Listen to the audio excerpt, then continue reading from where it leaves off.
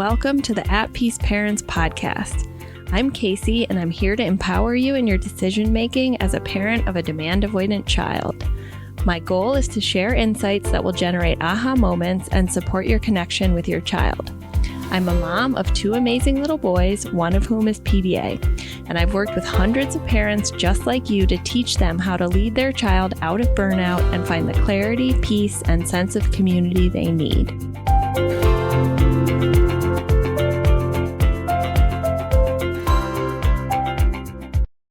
Hi everyone, I'm Casey, and welcome to Parenting PDA Your Way. I'm a mom of two PDA kids and the founder of At Peace Parents. And once a week on Fridays, I coach a parent of a pathologically demand-avoidant child or teen to help that parent make progress towards stability and peace in their home. In doing so, my goal is to support them and you to practice new skills and bring non-judgment, compassion, and maybe a little humor to the trickiest of situations that we all face with our PDA children. Welcome to the mom that is joining us today, and let's get started. Hello. Hi. Hi, Jennifer. How are you?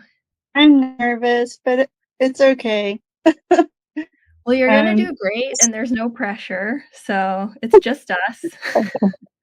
Yeah, I feel like I've heard you enough that it's not too awkward. So Awesome. Where are you tuning in from, if you don't mind me asking? we're in Franklin, Tennessee. Okay, awesome. Yeah. How's the weather? It is unseasonably warm. It is 70 degrees in the middle of November. It's very weird. You're going to have a nice Thanksgiving. I love it. Oh, yeah. Yes, I hope so. Okay, I have your question here, and I'm happy to read it. Or if you want to state your question, we can do it that way too. Okay. Well, I meant to first congratulate you on the publication of the research in the academic journal. Yay! Oh, thank you! Yay! I'm so excited for all of us. Yes, I'm very excited to share that with the doctors, and we aren't in school right now, so not the teachers. But yeah, I'm so proud of you and so thankful.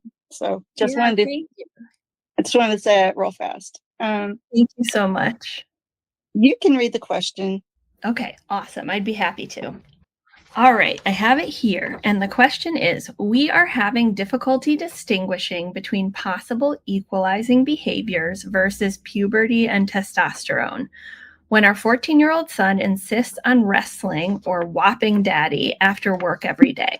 My husband has a health condition which causes him a lot of joint pain, but our son cannot understand this and wants this daily. We'd love to know what is going on and whether it's just hormones or equalizing. Okay, is there anything you'd like to add or provide more context on? I've sort of answered my question already, I think, but because I'm beginning to think that it's not an either or, that it's just maybe a both. But I'd love to hear any input because it's still very tricky, and you know, it's a matter of physiological, and physical pain that my husband is going through every day for at least 1 to 2 hours as soon as right when he gets home from work. No break, no shower. He's a chef and he's working in the kitchen, and so he likes to unwind and take a shower, but we're not able to do that currently. He's just having to go through this, and I feel like the referee, in a way. I'm trying to be a buffer and trying to kind of mitigate the threat or the activation by setting a boundary, even though I realize boundaries are not really happening. But we're struggling to figure out, because you're always accommodating or activating, the two shitty choices. Yeah. But I feel like there has to be a way we can sort of gently, come at this without, tipping the scale, into meltdown. And so we're just my husband is a big teddy bear. He's a big guy. He's not like frail or anything, but like I said, he does have psoriatic arthritis, and it's really bad. So this is really, he's willing to do it. He's a great dad, and he's willing to go through it for for our son. But at the same time, I am just like, don't hurt daddy, don't hurt daddy. And he's our son is like, I'm not hurting daddy. Daddy's bones do not hurt. Daddy will not go to the hospital. Or no, daddy does not need a shower, And so I just kind of relinquished myself to the living room. This is all taking place in the bedroom where he mostly stays. So it's just hard. It's not the hardest thing that we deal with. It's just one of the things that's become a daily, kind of sticky time where we're, just trying to navigate not upsetting him and giving him, he needs some input. He needs socializing, and dad is his best friend right now. And so it's just so hard to figure out how can we do this without hurting his dad and without upsetting, Dylan is our son's name. I'm fine with saying that. Just how to get through this, or maybe how to make it not last as long. We keep trying different things, and I keep, I'm the one messing it up because I'm going in there and saying, okay, now daddy has to take a shower. You got, you're being too rough, because it's very physical and very kind of aggressive, but there's a lighthearted nature to it. But at the same time, there's kicking. He wants to get on his shoulders and jump off onto the bed, squeeze his hands, and I can hear, oh, and I hear sounds. And so I think that upsets me. And so I feel like I have to go and, help, have to do something. So it's just, Yeah. I don't know, I think it's a little bit of both, but at the same time, we're just trying to figure out what can we do to make this, to lessen the impact on both of them, and me. Of course. Okay. So I intuit that there's a tiny bit of beating yourself up going on because you said, like, I'm the one messing it up. I'm doing something wrong. Okay. So a huge part for all of us, myself included, is experimentation and decision making, right? Which are two things that most of us aren't trained to do as parents, right? It's like we're presented with, like, this is the way you should do it for parenting or teaching or your child learning to read. And if they're not doing it that way, there must be something wrong with the parent or the child, right? And then we also have this idea about boundaries or rules where it's just we tell the child what to do and then they comply. And if they don't, we're a bad parent, right? But part of what we're all learning to do as parents is to, first of all, see this as a process of trial and error and experimentation that we're really figuring it out with our kids as we make a paradigm shift. Okay. So right now, you've collected the data that what's happening in your home isn't working for the family system on this particular front. Okay. So we have some data.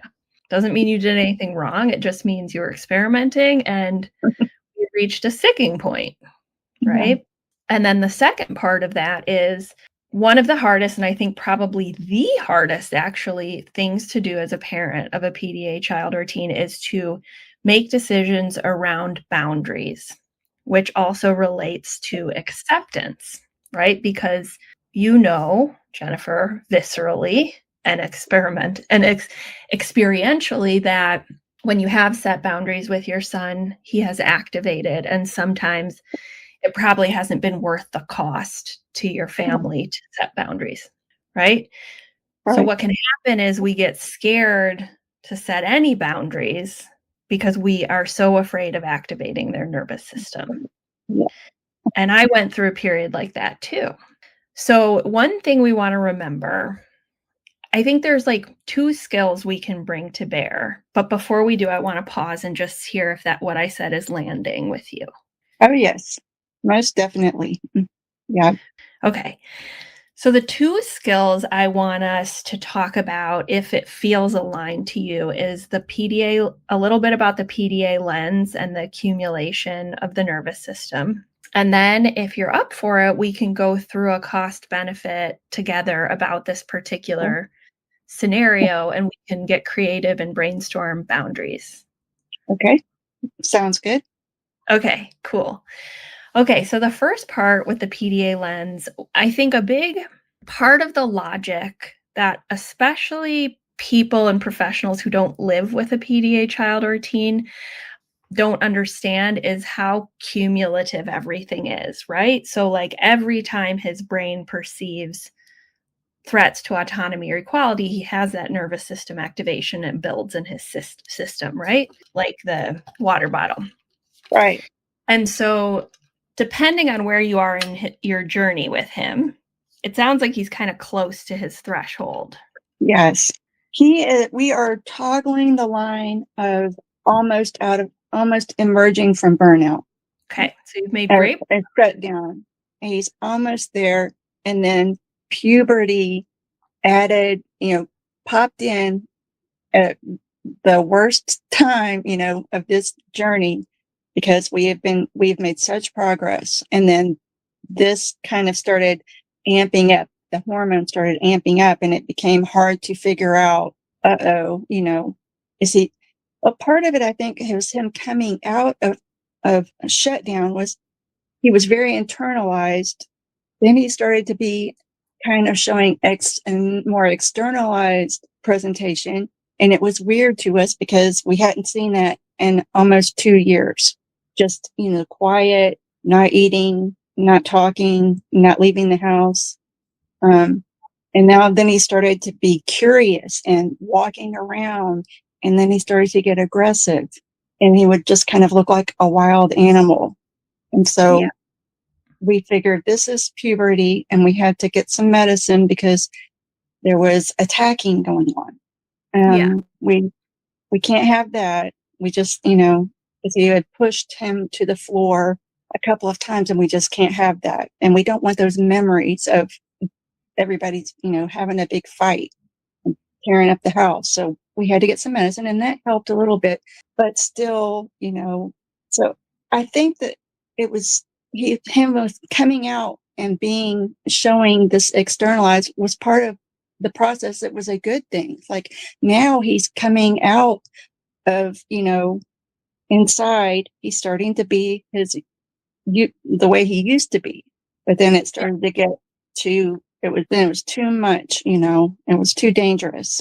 So we're kind of toggling the line of almost out of burnout, but all this behavior is either puberty or equalizing. And the reason I think that it might be equalizing is because he will, after we get him to stop and let dad have a rest, he says, "Can I sit on mommy's hutch?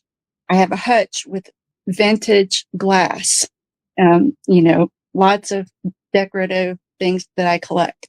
And he wants to sit on top of it. He wants to get up high, anywhere up high, on top of the refrigerator, on top of the hutch.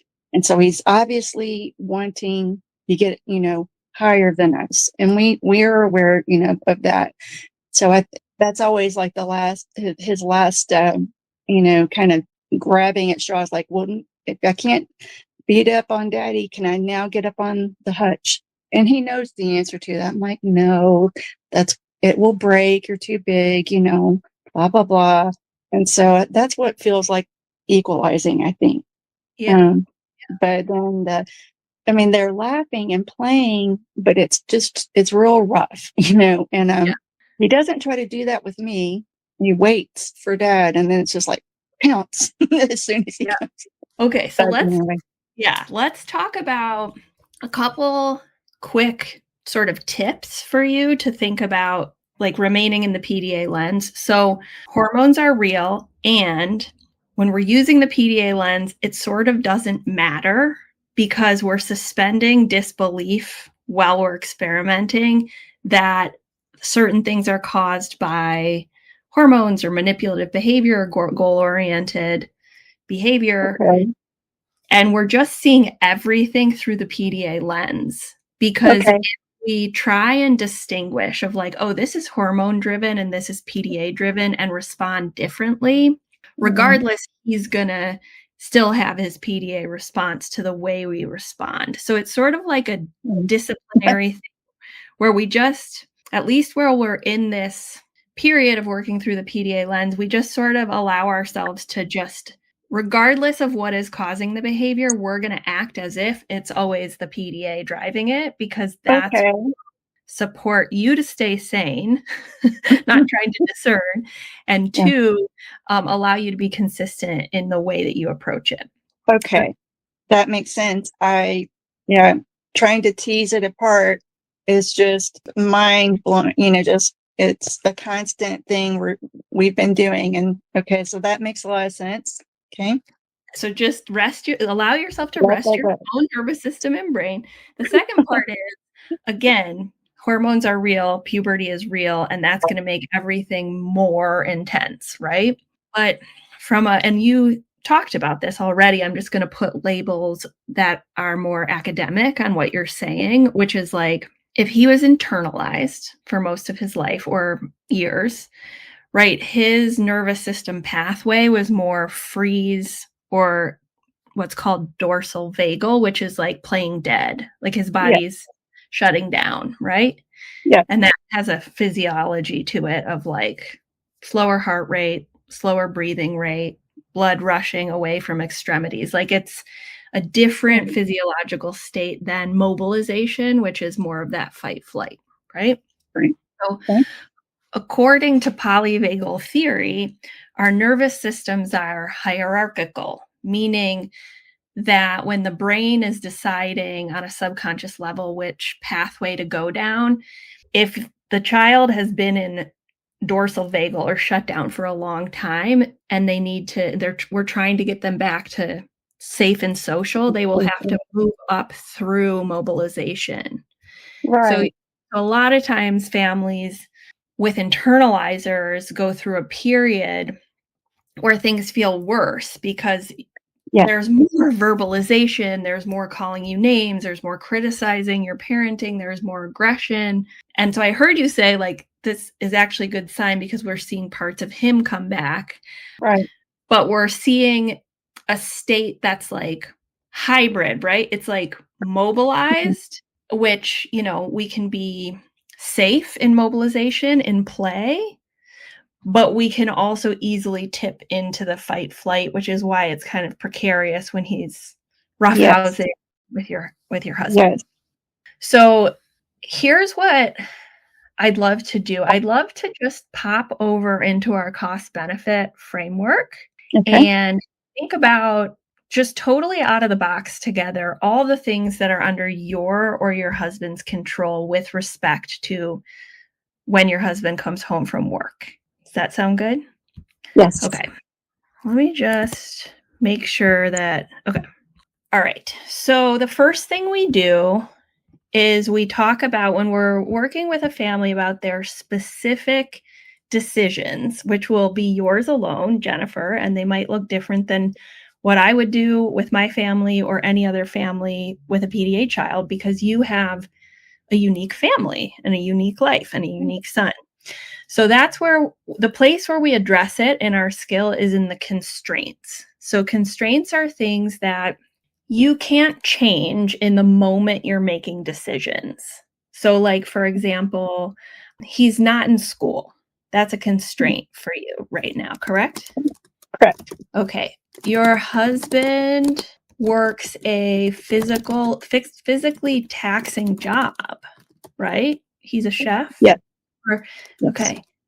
So he's already got stress on his body. So that's a constraint, right? Do you have other children in the home, or is it just the three of you?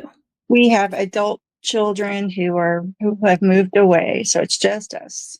Okay. Do you have any constraints? So that might be, you're trying to do a part-time job, or you have your own chronic health issues or childhood trauma. You don't have to share that with me, but just like things that might make your experience constrained in the way that you respond to him. Well, Your own neurodivergence, sensitivity, anxiety.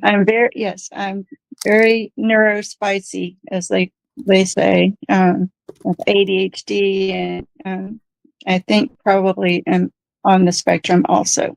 And so just very sensitive myself. Okay. Anything else that might be relevant to this conversation? Like something that might influence or constrain your decision in the moment when your husband comes home and your son wants to roughhouse? I mean, I've just begun to realize, because I just started doing some, I heard that you were doing EMDR. So I started looking into that because I thought, I have a whole lot of stuff that I have really never dealt with. And that's probably a good idea. And I'd heard a little bit about it, but never entertained the idea. So I'm doing something called brain spotting. And so I'm starting to it's like a cousin of EMDR.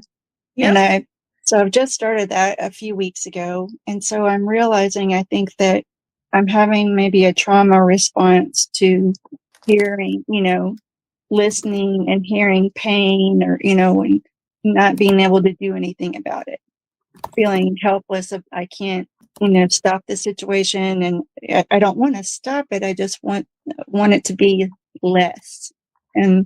But it just kind of triggers me. It makes me nervous. And, I'm the one that tries to control all the stuff, so I think that it's just making me, nervous. So that maybe past trauma is being, kind of uncovered a little bit here.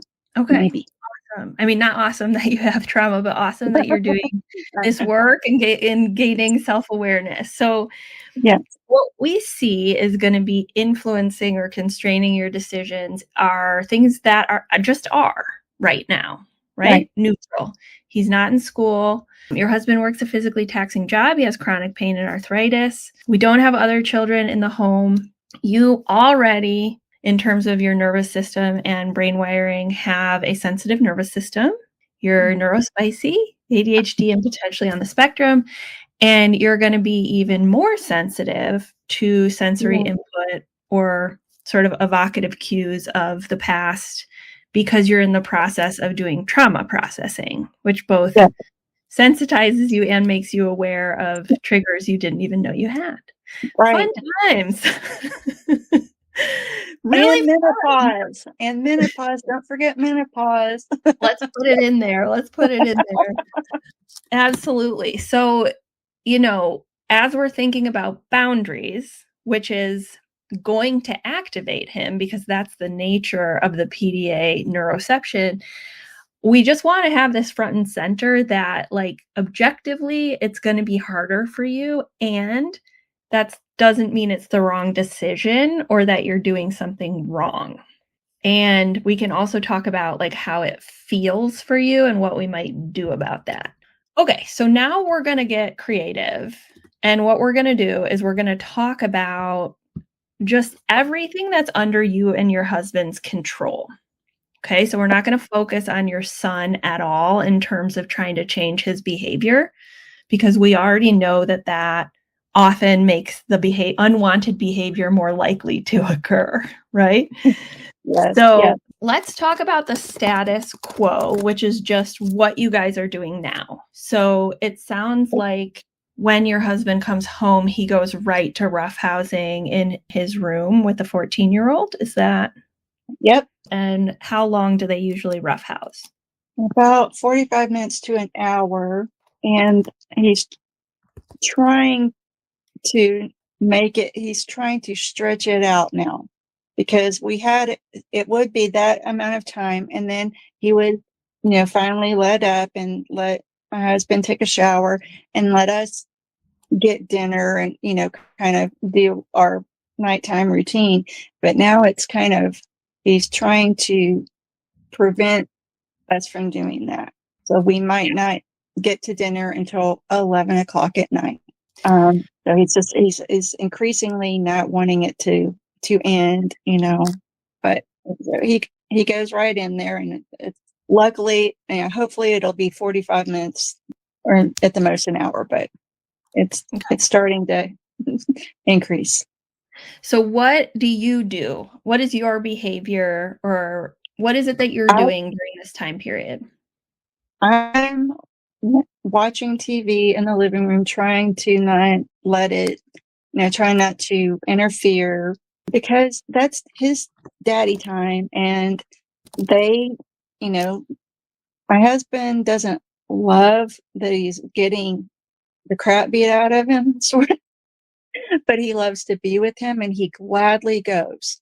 It's a sacrifice that I watch him make, and it's just, I'm amazed and I'm so thankful that he is not grumpy about it. And, hey, and he's just real, happy to see him. And I'm just waiting and kind of listening.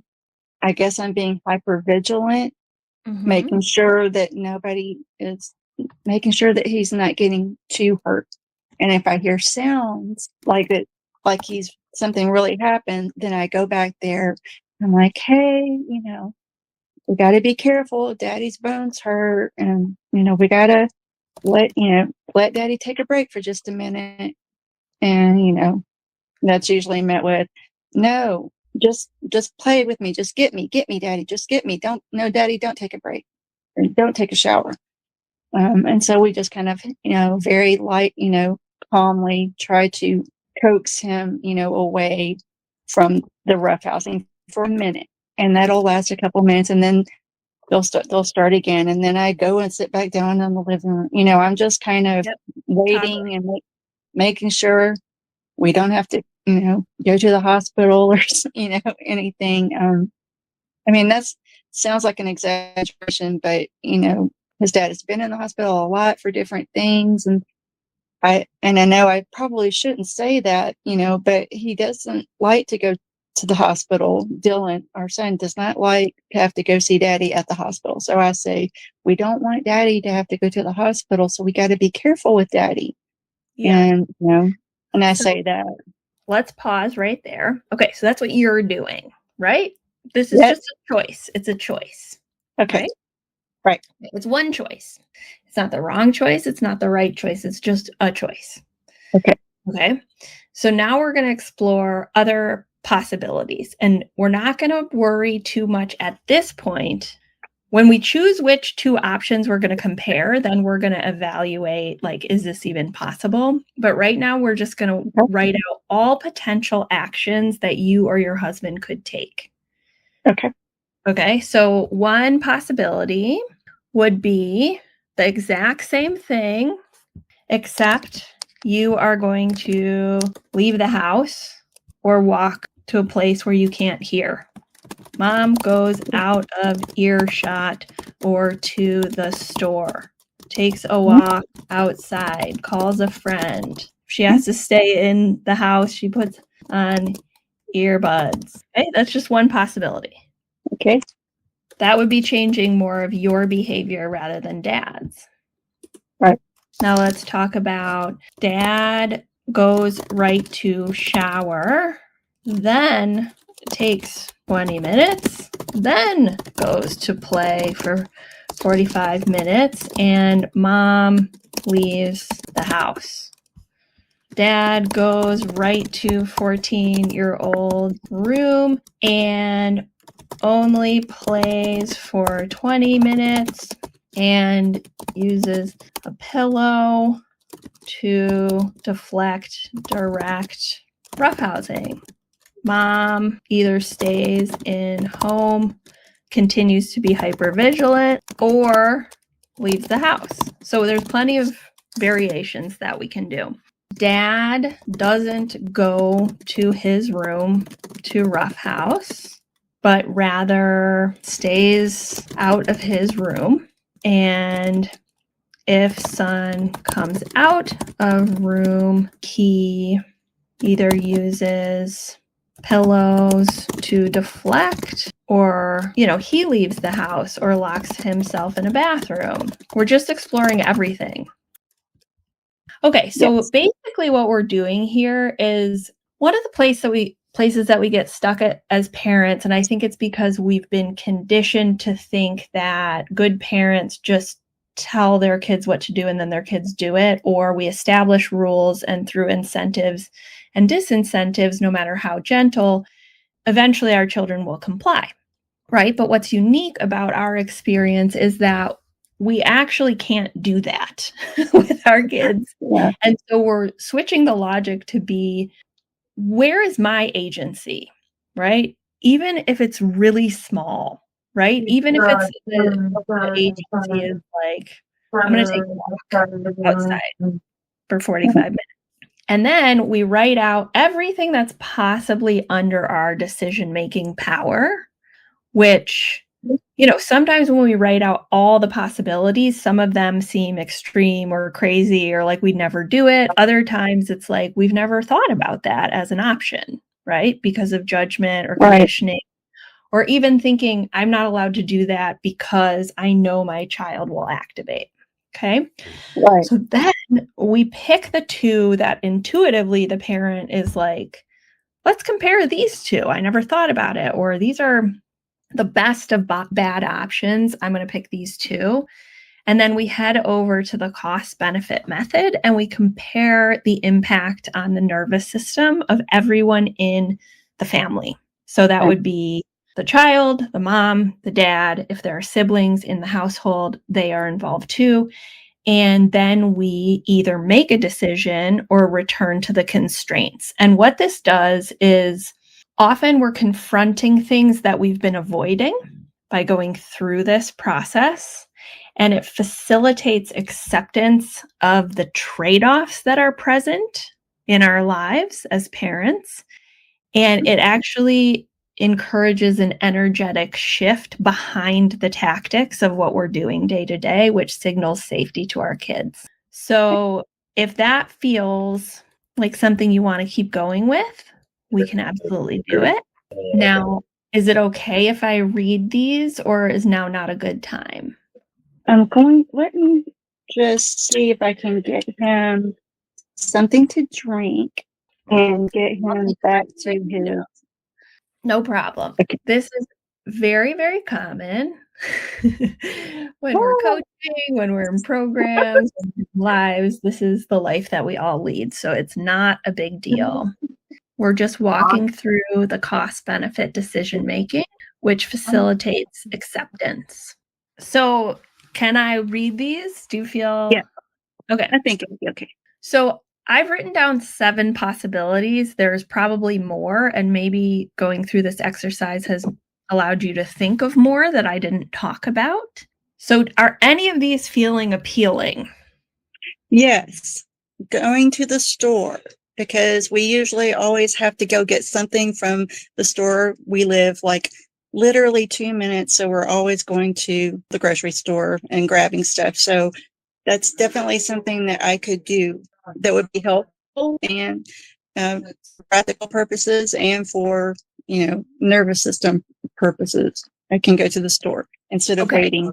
So we would be holding constant dad's behavior. It would be you deciding to leave the house and go to the store during that time period. Right. Is that correct? Yes. Okay, cool. So we've got one option. Are any of the other ones, like dad goes right to the shower, he takes 20 minutes to come down from work, and then he goes to play for 45 minutes, and then mom goes to the store? Or reducing the time. And I know that like he's going to try and keep doing it, right? Right. But it's what you do in response. So like removing yourself is potentially what needs to happen if that's the decision you want to go with, right? Yeah. We definitely can try go ahead and do the shower. Yeah, he tends to just go right in there because he knows that he's wanted in there, and he really wants to give, him as much attention as possible.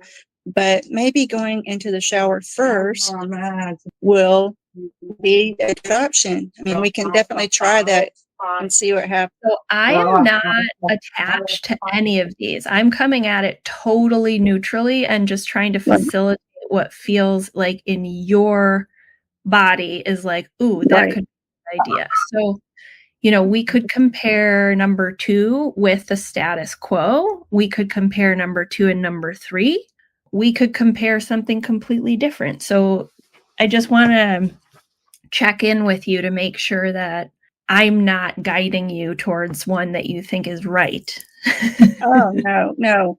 I'm just surprised that we didn't, try these before. Well, it's easy to fall into, like, I think what parents go through is like they're steeped in the paradigm of traditional parenting. At least this is me. And then they learn about PDA and it's like, well, I can never activate their nervous system because it's nervous system disability. And then we realize, well, we have to live. We have to make this sustainable for a family. Right. And then it becomes, which is what you're doing now, working through the discomfort of sometimes activating the PDA child, even while there's a baseline of accommodations. And that is like the next phase. It's like where you are right now, right? As he's coming up a little in burnout. So it sounds like intuitively 2 and 3 might be what you want to experiment with as a comparison. Does that sound right? Yes. Will you send me these? Absolutely. Okay, because I can't see too well. I need some glasses or something, and I'm stubborn and I haven't gotten any glasses yet, so I can't really read it. So I'm just relying on my memory of what you said. But it'd be great if I could actually look at it and refer to these. Absolutely. Later. We will send it to you after this, and it will be part of the replay. But yes, we will send it to you. And I'm going to read it out because also people listening on a podcast. Okay, so here are our options that we're comparing, Jennifer. So the first option is dad goes right. He continues to go directly to your child's room after work to roughhouse for approximately 45 minutes to an hour, and you remove yourself by going to the store so that you're not getting the sensory input and hypervigilance of hearing everything going on. Is the same thing, except we're delaying dad going into the room by 20 minutes so he can shower and sort of ground or regulate himself before he jumps into roughhousing. Right. Okay. So what we're going to do now is we're going to first talk about option 1 and the cost to your child's nervous system and benefit. The cost to you and the benefit to your nervous system, and the cost and benefit to your husband. Okay.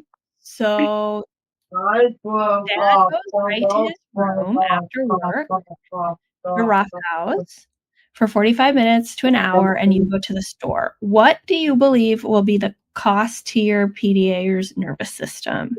And we want to think in terms of no cost, low cost, medium cost, or high cost. I think no cost for that. What about the benefit to his nervous system? It will be a great benefit because mom is no longer intruding. And I often get, go away, mom. Shut the door. Go away, mom. So he will love if I'm not there. It's free reign. Now, what about the cost to your nervous system of leaving for 45 minutes while this is happening? Is it no cost, low cost, medium cost, high cost? I will be probably medium cost because I will be worried a little bit. Be worried about what is, I'm not there to intervene and all the what ifs. But after all, my husband can take care of himself. And so I don't know why I'm so intent on being the referee. I'm just protective. So I'll be a little bit nervous about what's happening, what if, but getting a break, actually just leaving the house and going somewhere always makes me feel better. I usually like to go for a walk, but I don't get to do that a lot right now. But if I do go for a little walk around the neighborhood or just go to the store and look at things, then that's great for me because it's a break. So although I'll be slightly worried, maybe I can just try to remember that he's a grown up and he can take care of himself, and I'm not, I don't have to be the barrier. I don't know why I didn't think of that. Yeah, I think it would be very helpful to me and Right. practical because I can get whatever we forgot for dinner, and just maybe look at holiday stuff and be, Regulate that nervous system. Look at holiday. yeah, I love it. Okay. Would you say then that it's a high benefit to your nervous system? I think so. I think so. Yeah. Awesome. Now, what about your husband? What kind of cost is it to continue with this plan, but with you leaving? He would probably love that idea because he doesn't want me to be upset, and he also doesn't want him to feel threatened by my intrusions. And it would probably work better if I left. So we're not quite, yeah, so we're noticing. But if we could just hone in on like the cost and benefit to your husband's nervous system of doing option 1.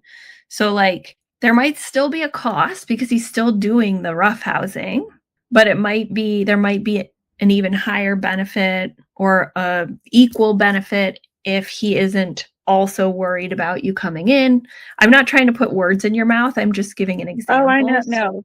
No, you're right. Because I think that now I realize that me coming in there, although I think I'm being helpful, is, adding to his, anxiety, because then he has to make sure he's not upsetting either one of us. So yeah, wow. I wasn't thinking, about what his nervous system was doing. So I definitely am seeing a light at the end of the tunnel here. Yeah, If this I is could why just, you're doing it. This is why I mean, I have to do this same method with myself. So it's not, when yeah, we're in it and our emotions are high and we're traumatized and yeah. like, And I'm you know, trying to control everything, we're in the right? thick of it. So it's hard to see clearly through that fog. And that's why we're doing this Mhm. together. Yeah, Uh, I think I'm saving him, and really I may be just adding to his nervous system cost, by interrupting. Because I feel like, he's just gonna let him do whatever, and he's not gonna stop him. But that's probably not true. So yeah. yeah, okay, wow, just didn't occur to me until you said that. It's looking like a very good option for me and for Awesome. him. Well, in For both every options, for both actually for options, you're everybody. leaving the house. So that's good. But let's try and, if you wouldn't mind, just putting a little bit more formality to our thinking. So, is there still a cost to your husband's nervous system of option 1 of him going to the 14-year-old's room right after work to roughhouse for 45 minutes to an hour, but with mom going to the store? Is there There- a There's still cost? a cost. There's still, I know there's well, there definitely has to be a cost because, he's a very, he's a perfectionist, and he's got work on his mind. So he's already been, probably stressed out at work and putting out fires at work. So it's bound to be, I know it's not easy for him, but Yeah. he also claims to enjoy, being able to be the one to do the roughhousing, even though Yeah, it's for, there's a benefit. he's still, so, and I know he loves that connection. So I'm sure there's a small cost because he probably wants to relax first and he's not able to, but all in all, that seems, it's looking like a good option Okay. nonetheless. So I've put low cost to dad. Is there a medium benefit to this for him or a I high think so. benefit to medium? At least medium, maybe high. Okay, why Um, don't we put medium to high? How yeah. does that? Okay. Awesome. Okay, so now we're going over to our second option, and we're going to do the same thing with our second option, and then I'm going to help us compare and see what our two possibilities are. Okay, and then we'll pick one to experiment with. Okay. Okay, if you want, or you can just be done and process on your own time. There's no agenda. Okay, so option 2 is the same plan. Dad does play for 45 minutes to an hour. Mom leaves the house while that's happening to go to the store or a walk. However, Dad takes 20 minutes to himself to shower or regulate before he goes and does that. So that's the difference. So what would be the cost to your son's nervous system of that option? Medium to high cost, because he's literally been waiting all day because he doesn't have friends right now. So he's not getting, and he's full of testosterone, I'm guessing, and he's, he doesn't have an outlet right now. We haven't gotten to where we can meet up with friends again. So I know he's waiting. So it's kind of a high cost because that just makes him wait. I don't know how upset he would get waiting.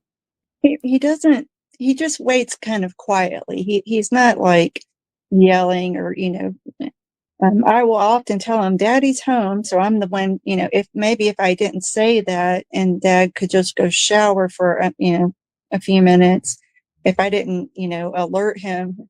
But I'm so excited for him to see his dad, and to let him know the wait is over, but, maybe we could push it back a little, and I could not do that. Yeah, And so we could yeah, say Dad goes right to the shower. It could even be 10 minutes. yeah, it's not, and it's never really, he doesn't take long showers, but I bet you it would really, he could feel a little bit better physically if he was able to do that and maybe be a little more prepared, just feeling clean and just, a little bit of a pause. So Great. I love yeah, it. So yeah. I've adjusted our option 2 to include 2 differences, which is maybe we start with just 10 minutes, and mom's behavioral change is not alerting your son to when he comes home. So what would be the cost to your son's nervous system of that? What do you think? I mean, there may be a slight cost because he's very attuned to what's going on, and he probably already knows when Dad is home without me telling him. I Yeah. can't believe I'm the one saying it. This is just It's okay. so. It's okay. We're just making it explicit and looking at it. There's going to be a slight cost because the wait, But then if I then leave and they have this time to themselves, however rough it is, without interruption, maybe it would be worth the cost. Yeah, we're going to address the comparison. The only thing I want you to think about right now is just with this option, is it for this particular question is it a benefit to your PDA's nervous system? And if so, is it no benefit, low benefit, medium benefit, or high benefit of the second scenario that we talked about? So the benefit would, I guess, maybe a low benefit. No, maybe medium benefit. Medium benefit? Great. Mm-hmm. Okay. Now, your nervous system, like, how is it going to impact your nervous system, this difference? Okay. So, you're not going to say anything for the first 10 minutes. You're going to perceive or neurocept that your son is waiting, which can feel anxiety provoking. And then you're going to leave for 45 minutes to go do something outside of the home. Now, what is the cost to your nervous system? It's a low cost, but a medium benefit because I will be happy that he got to take a shower and have a small break. So that will comfort me.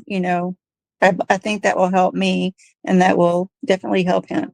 But for me, it'll be a medium benefit. I'm getting confused. All good, all good. So my only question is, so for the first option without the shower, you said it was a medium cost to your nervous system. So logically, I thought there would be a slightly higher cost because she's also going to have to wait for 10 minutes. I'm fine with the waiting. I think. Yeah. So you think it's low. And then you said the benefit to your nervous system of the first option, which is you just immediately leaving the house, is high. So would you say that the 10-minute wait and knowing that your husband got a shower is still a medium, or would you say something different? No, I think that's a high benefit now. Yeah, that's a high benefit for me, I think. Cool. Now, Dad, cost to Dad's nervous system of option 2. So he gets to shower, don't alert him, and then he does the same amount of play So we're looking at cost to nervous system. of Dad. That's no cost. Okay, now benefit. And that's a high benefit. Okay, we went through the cost benefit, the first part of the method. Now what I'm going to do is just compare the cost benefit for each option and then read them back to you so we can hear and see clearly. Okay.